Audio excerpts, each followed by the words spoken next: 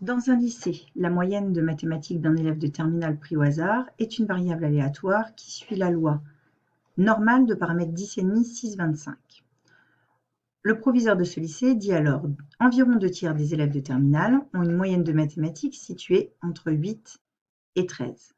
A-t-il raison? Donc, on va noter M,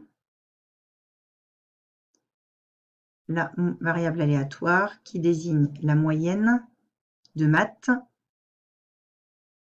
d'un élève de terminale. On sait que M suit une loi normale de paramètres 10,5, 6, 25. Ce qui veut dire que mu est égal à 10,5 et que sigma carré est égal à 6,25, ce qui veut dire que sigma est égal à 2,5.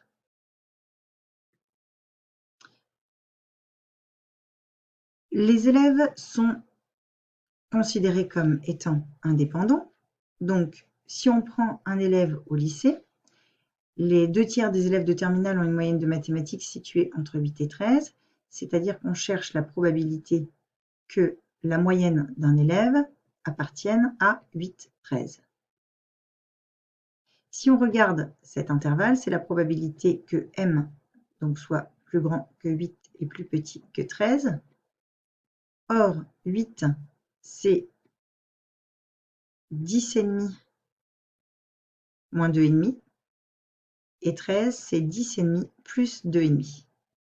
C'est-à-dire qu'on cherche la probabilité que M soit comprise entre mu moins sigma et mu plus sigma. Et on l'a vu dans le chapitre précédent, c'est environ 0,683.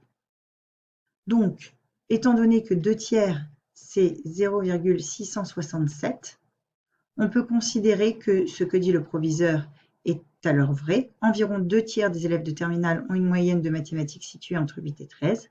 Le proviseur a raison.